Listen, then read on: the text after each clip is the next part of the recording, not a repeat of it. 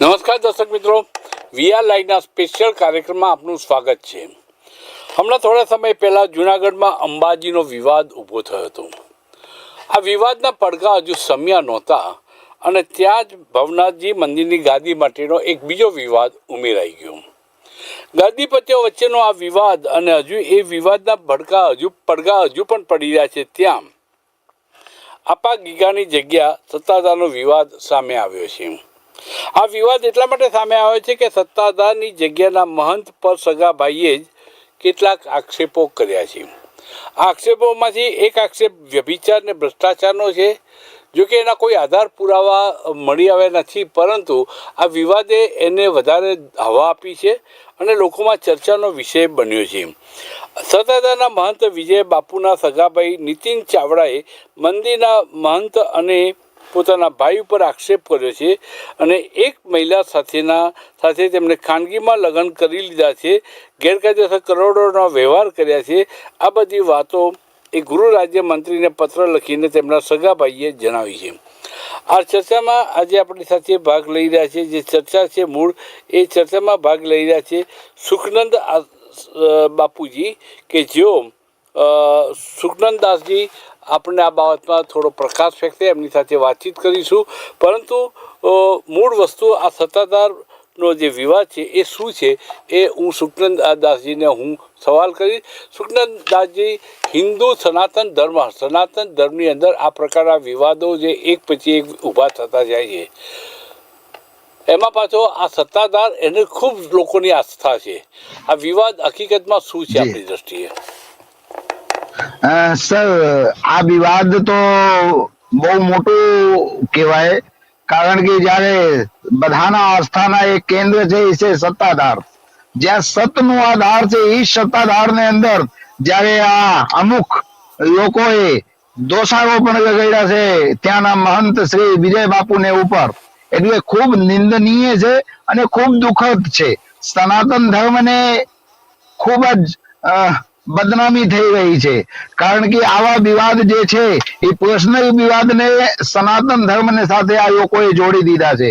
વિજય બાપુ ખૂબ જ સારા વ્યક્તિત્વ ધરાવનાર એક એવા સંત છે કે પૂરા સત્તાધારને અંદરના બેવડ પૂજ્ય વિજય બાપુ કહે છે. અને વિજય બાપુ દેશ વિદેશની અંદર ભ્રમણ કરીને દેશ વિદેશની અંદર જે સેવકો રહે છે, સેવકોમાં ખૂબ સારો એક મેસેજ આપ્યા છે કે જ્યાં સત્તાધાર ની અંદર જેમની સેવા હોય એ કોઈ સામાન્ય વ્યક્તિ નો હોય, સત્યને સાથે જોડાયેલા વ્યક્તિ હોય, એવા સત્તાધાર ને બદનામ કરવા માટે જયારે અમુક લોકોએ જેમની ત્યાં સ્વાર્થ પૂરું ન થયું હોય એવા લોકો ખોટા બદનામ કરવા માટેના એક ષડયંત્ર, એક સાજિશ રચ્યા છે. પણ સનાતન ધર્મના જેટલા પણ સંતો છે ને, બધા વિજય બાપુને સાથે છે અને હંમેશા સત્યની જીત હોય છે. સત્યને ઉપર કસોટી વારંવાર આવે છે, એટલે સત્યની જીત થવાની છે. એવા સત્તાધારને જે લોકો બદનામ કરે છે એ લોકોને અમે કહી દઈએ છીએ કે તમે લોકો કારણ વિનાના વાદ વિવાદ ના કરો. સત્યનો આધાર એવા સત્તાધારને તમે લોકો જે બદનામ કરવા માટેના એક કોશિશ કર્યા છો, એ કોશિશમાં તમે સફળ નહીં થશો, કારણ કે ભગવાન સત્યને સાથે હોય છે, ખોટાને સાથે હોતા નથી. એટલે વિજય બાપુને જે લોકો બદનામ કરે છે ને એને અમે બખોડી કાઢીએ છીએ. સર સુખનંદ દાસજી, આપને સવાલ એ છે કે આ આક્ષેપો બીજા કોઈએ નહીં, જેને ગાદી પર બેસવું છે એવી કોઈ વ્યક્તિએ નથી કર્યા, ખુદના સગા ભાઈએ કર્યા છે. અને એ સગા ભાઈએ જે પત્ર લખ્યો છે એ પત્ર નીતિન ચાવડાએ ગૃહ રાજ્ય મંત્રીને લખ્યો છે. સગા ભાઈએ કર્યો છે ત્યારે એમાં એમ નથી લાગતું કે કંઈક દાળમાં કંઈક કાળું હોય, કંઈક ધુમાડો છે તો આગ હશે, એવું કોઈને પણ વિચાર આવે કે ના આવે? આપ શું કહો છો? એ વાત તમારી બધી સાચી છે, પણ વિનાશ કાર્ય વિપરીત બુદ્ધિ. જે વિજય બાપુ છે એમના જે સગા મોટા ભાઈ છે, તો મોટા ભાઈ તો સર બાપ સમાન હોય છે. બાપ ક્યારે પણ પોતાના દીકરાને બદનામ કરે નહીં, પણ કદાચ બાપને ગેરસમજણ ઉભી થઈ હોય, વિજય બાપુને ભાઈને ગેરસમજણ ઉભી થઈ હોય, તો નક્કી આમાં ત્રીજા કોઈ વ્યક્તિ છે અને ત્રીજા વ્યક્તિઓએ વિજય બાપુને સગા ભાઈને બહેકાવીને એમના બ્રેન વોશ કરીને એમને ગેરમાર્ગે લઈ ગયા છે અને એમને કારણ વિનાના જે વિવાદો ઉભા કરવામાં આવ્યા છે એને પાછળમાં બીજું કારણ છે. અને વિજય બાપુના ભાઈ જે છે એ વિજય બાપુ પાસે પૈસા માંગે છે. વિજય બાપુ એ સત્યનું જે સનાતન ધર્મ ની અંદરના જે મંદિર છે એ મંદિરમાં જે પણ કઈ દાન ધર્મના પૈસા હોય એ ખોટે ગેરમાર્ગે લઈ જવા માંગતા નથી. ખોટા માણસોને દેવા માટે ના દેવું ન પડે એટલે એ ના પડ્યા છે કે ભાઈ પૈસા નહીં મળે એટલે પૈસા ન મળ્યા એટલે આવા ખોટા આક્ષેપ નાખે છે. એટલે આ તો વર્ષોથી આદિ અનાદિ કાળથી ચાલતું રહ્યું છે. જયારે કોઈને જરૂરિયાત પૂરી ન થાય ત્યારે બદનામ થવા માટે એમને ચરિત્ર ઉપર ડાઘ લગાડે છે. અને એ ચરિત્ર ઉપર ડાઘ લગાડીને એ લોકો છે ને જે વિજય બાપુને બદનામ કરે છે એમાં ક્યારે પણ સફળ નહીં થશે. કારણ કે ત્યાં આપા ગીગા બેઠા છે અને ત્યાં જીવરાજ બાપુના ભજન ત્યાં પડ્યા છે. એટલે આપા ગીગા જ્યાં સુધી તક ત્યાં છે ત્યાં સુધી તક કોઈ દિવસ કઈ એક વાળ કોઈના બાકાત નહીં થઈ શકે છે. સુખનંદદાસજી, આપે વાત કરી કે કોઈ વાળ વાંકો નહીં કરી શકે, આક્ષેપો કોઈ સ્વાર્થ પ્રેરિત કરવામાં આવ્યા છે, કોઈ ચોક્કસ ઇરાદાપૂર્વક કરવામાં આવે છે. માતા સીતાનો દાખલો આપણી નજર સામે છે કે એક ધોબીએ ખાલી શંકા વ્યક્ત કરી અને ભગવાન શ્રી રામે માતા સીતાને એ અગ્નિ પરીક્ષા આપવાનું કહ્યું અને માતા સીતાએ અગ્નિ પરીક્ષા આપી પોતાની જાતે પવિત્ર સાબિત કરવા માટે. હું એમ નથી કહેતો અગ્નિ પરીક્ષા વિજય બાપુ આપે, પણ વિજય બાપુએ સામે ચાલીને સરકારને કહેવું જોઈએ કે મારા કેસમાં તપાસ કરો. હું સીબીઆઈને હું આમંત્રણ આપું છું, હું ઈડીને આમંત્રણ આપું છું.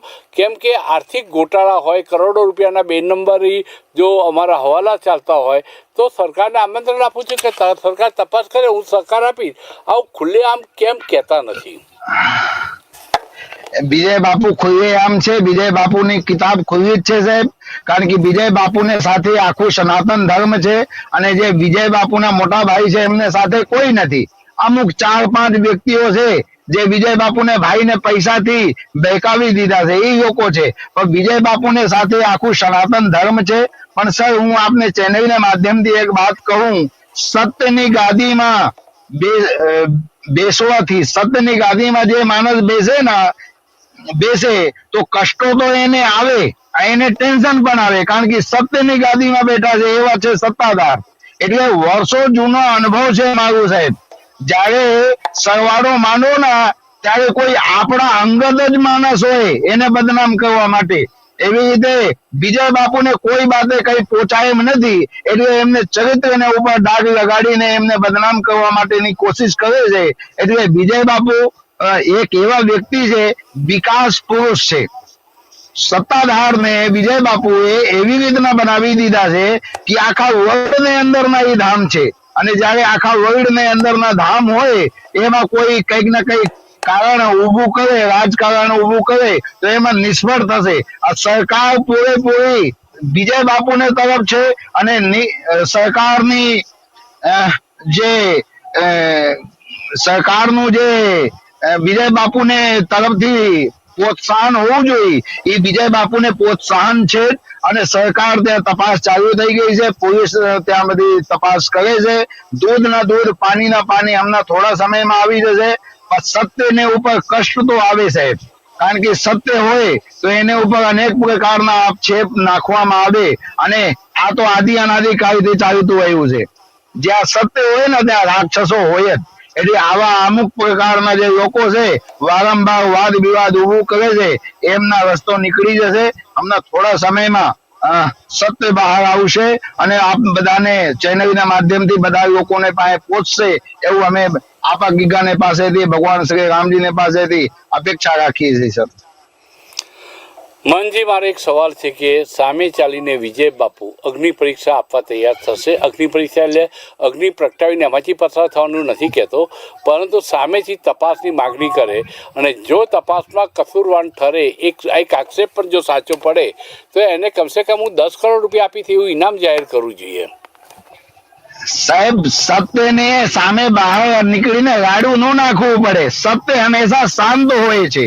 એટલે વિજય બાપુ બધી રીતની છૂટ આપી દીધી છે કે તમે તપાસ કરો અને ત્યાંની તપાસ ચાલુ જ છે. એટલે સત્ય માટે આમ કઈક રોડ ઉપર બહાર નીકળીને રાડું ન નાખવું પડે સાહેબ. એટલે સત્ય સાયન્ટ ભાષામાં રહીને કામ કરી રહ્યા છે અને વિજય બાપુએ બધી છૂટ આપી જ છે. એટલે ત્યાં તપાસ ચાલુ છે અને ટૂંક સમયમાં અને દૂધ મારો પાણી મુદ્દો એ આવી છે, જશે. અને સુખનંદદાસજી, મારો સવાલ એ છે કે સામેથી 10 કરોડ રૂપિયાનું ઇનામ જાહેર કરે કે હું સહેજ પણ કસૂરવાન જાહેર થઉં તો આ 10 કરોડ રૂપિયાનું ઇનામ આપીશ, તો કદાચ લાઈન લાગે, તો એવું નથી લાગતું? નહીં, વિજય બાપુ ત્યાં એક સંત તરીકે છે અને સંત ક્યારે ઇનામ જાહેર ન કરે. સંત તો આશીર્વાદ આપે, બે હાથ સામે મૂકીને આશીર્વાદ આપે. દક્ષિણા આપે. સંત ચલો, ઇનામ ના જાહેર કરે. ઇનામ નહીં, દક્ષિણા જાહેર કરે. બસ દક્ષિણા જાહેર કરે. દક્ષિણા કેને દેવું જોઈએ? દક્ષિણા કેને દેવું જોઈએ? જે ભજન કરતા હોય, જે પૂજા પાઠ કરતા હોય એને દક્ષિણા દેવાનું હોય. રાક્ષસોને કઈ દક્ષિણા દેવાનું હોય?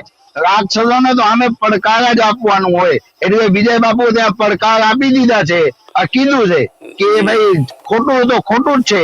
એટલે વિજય બાપુ પડકાર આપી દીધા છે. દક્ષિણા ત્યાં સંત ને દેવાનું હોય, કોઈ મહાપુરુષ હોય એને દેવાનું હોય, કોઈ દીકરી બેન દીકરી હોય એને દેવાનું હોય. એટલે સત્તાધાર ની દક્ષિણા બધા લોકોને પાસે છે.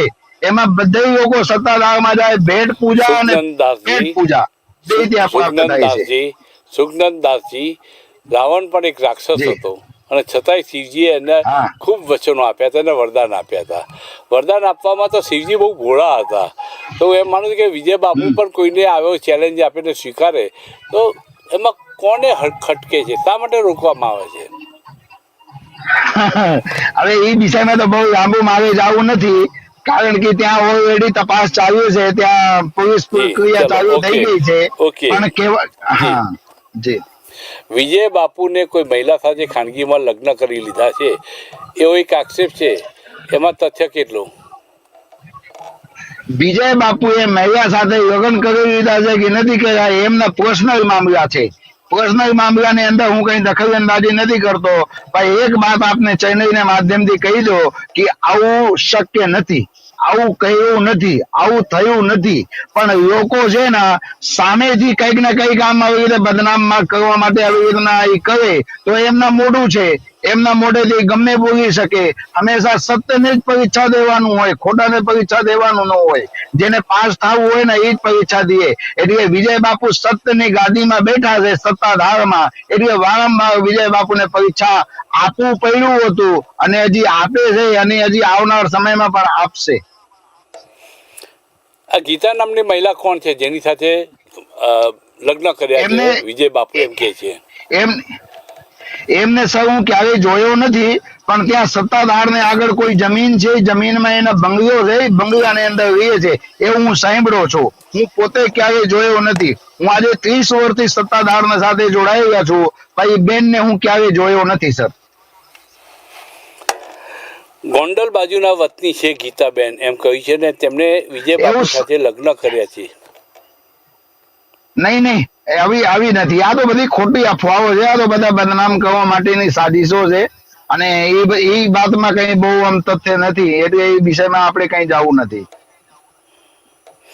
ગીતાબેન વિજય બાપુને બ્લેકમેલ કરી રહ્યા છે હવે, એ વાત પણ બહાર આવે છે. અત્યારે બ્લેકમેલ એના ભાઈ કરે છે અને બીજા કોઈ કરે છે. એ તમારા મારા બધાને સામે છે કે હવે ભણાવ્યા છે એના પણ પૈસા માંગે છે. એ ઇમોશનલ બ્લેકમેલ આ લોકો કરે છે. ગીતાબેન તો ક્યાંય તમે ક્યારે તમારા કાનથી સાંભળો? હું તમે નથી સાંભળ્યા એવી રીતે હું નથી સાંભળ્યો. એટલે હું ક્યારે સાંભળ્યો નથી. આ તો બધી ખોટી અફવાઓ છે.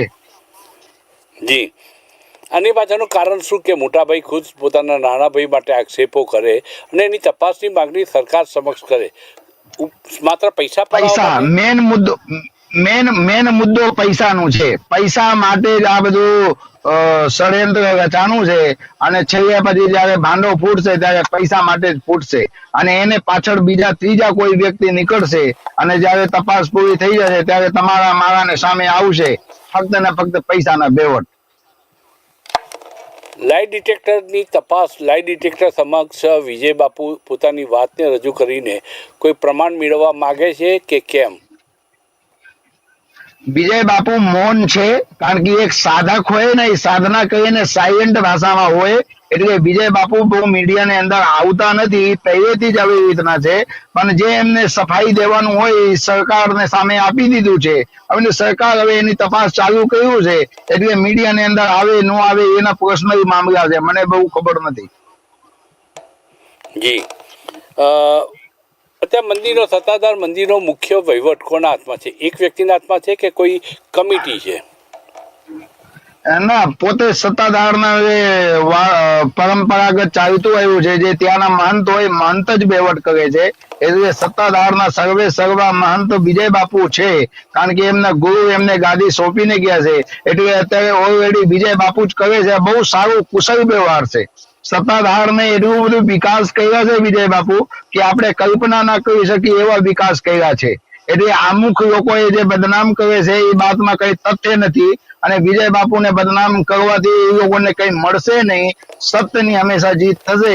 એટલે વિજય બાપુ ત્યાંના ગાદીપતિ છે, અને વિજય બાપુ ત્યાંનો બધા વહીવટ કરે છે. બાપુ, એક વાત લોકોના મનમાં જે ચર્ચા છે કે ખેતીવાડીની વાર્ષિક આવક 50 કરોડ રૂપિયા બાપુને થાય છે, વિજય બાપુને થાય છે, અને ધર્માદાની વાર્ષિક આવક 100 કરોડથી વધુ છે. ઇન્કમ ટેક્સ ભરતા હોય કે ના હોય આપણને ખબર નથી, પણ આ ચોખ્ખા વ્યવહારો સરકાર સમક્ષ રજૂ કરી શકશે?